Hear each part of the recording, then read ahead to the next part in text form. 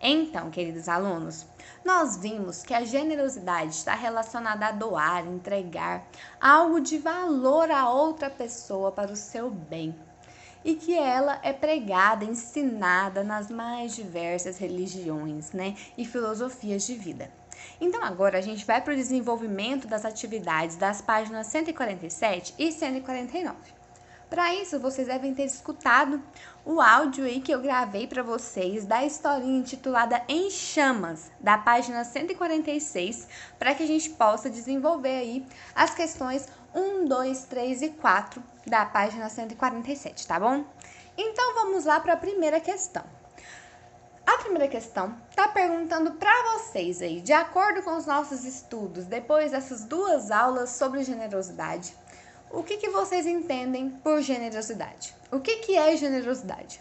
Então, de acordo com o conteúdo que a gente estudou aí, eu vou definir que a generosidade é a capacidade de abrir mão de objetos e mais que isso, de riquezas, de coisas que são importantes para a gente, em favor de outras pessoas. Nós vimos que nem precisa ser objeto, O nosso tempo também é super valioso e a gente pode doá-lo, ser generoso doando ele a alguém. Vamos então para a número 2. A número 2 está perguntando também, na opinião de vocês, por que vocês entendem que muitas pessoas receiam de aceitar o valor da generosidade e abrir mão de seus bens materiais. Nós vimos que hoje em dia a sociedade ela tem uma tendência de acumular as coisas ao invés de reparti-las, E é por isso que algumas pessoas detêm muito, enquanto outras não têm nem o suficiente para viver. E por que vocês acham que as pessoas receiam? Então, eu entendo, depois dos nossos estudos, que as pessoas elas têm medo, Elas têm medo de que doando para outra pessoa, elas não tenham para suprir a própria necessidade. Uma necessidade que às vezes nem é verdadeira, que nem é uma necessidade tão elementar assim, mas elas têm medo de dar aquilo e depois aquilo fazer falta para ela. Nem que seja um valor muito pequeno, elas têm medo de ser generosas com o outro e depois faltar para ela. E aí, elas priorizam muito mais o acúmulo do que a divisão, De que priorizam viver bem, viver com algo que é excedente para elas, do que dividir e possibilitar que todos tenham acesso. Então, eu acho que o problema é que a gente acumula muito sem pensar no próximo, não é mesmo? Mas é na opinião de vocês. Vocês podem deixar aí qual é a opinião de vocês, Por que as pessoas têm medo de aceitar o valor aí da generosidade? Então, deixem registrado aí para mim se vocês pensam de outra forma.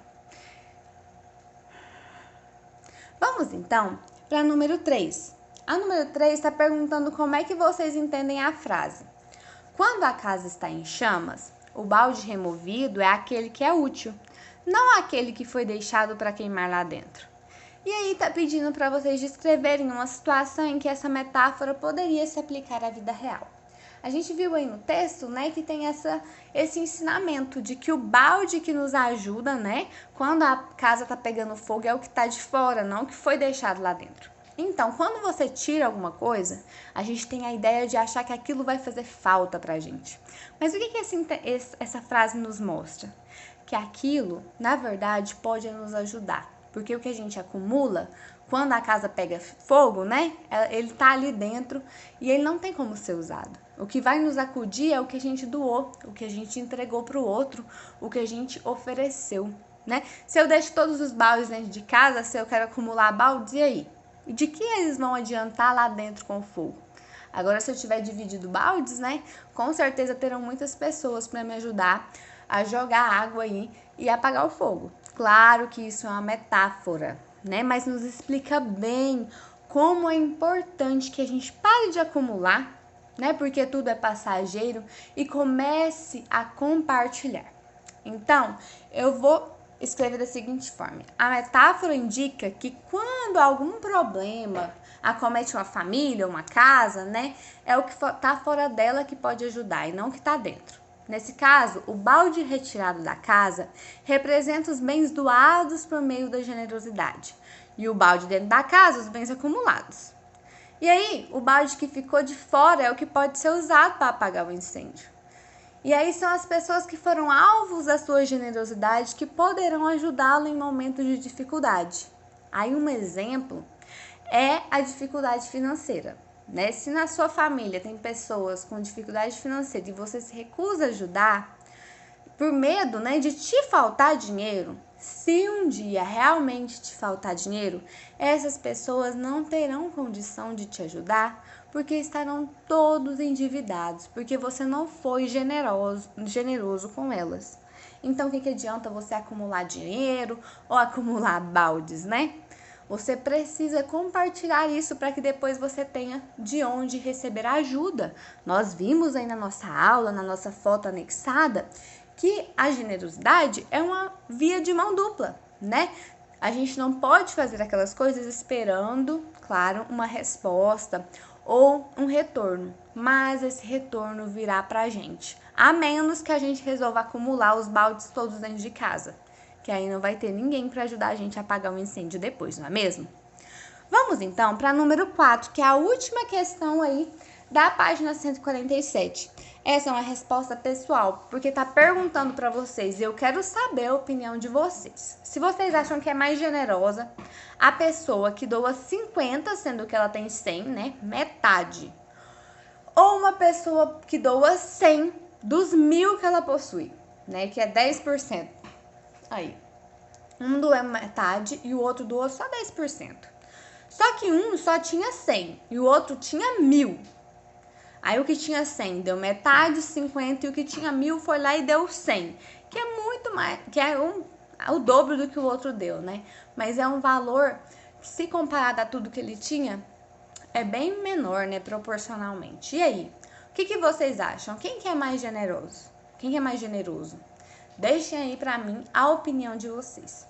E aqui, para finalizar, a gente vai aí na página 149 para fazer o box nos pensamentos, que vocês já conhecem aí das nossas aulas, né? Que vocês vão colocar o que mais marcou vocês durante o estudo desse diálogo sobre a generosidade. Uma ideia que vocês tiveram, um desejo, né? Talvez que as pessoas fossem mais generosos, ou o sentimento de querer começar a praticar a generosidade, enfim. Vocês vão registrar aí pra mim, tá bom? Então é isso, pessoal. Pratiquem a generosidade, né? A gente tem que perseguir esse valor. Não é fácil, mas a gente deve exercitá-lo no nosso dia a dia e parar de acumular baldes dentro de casa, não é mesmo? Então, até a próxima aula. Beijinhos!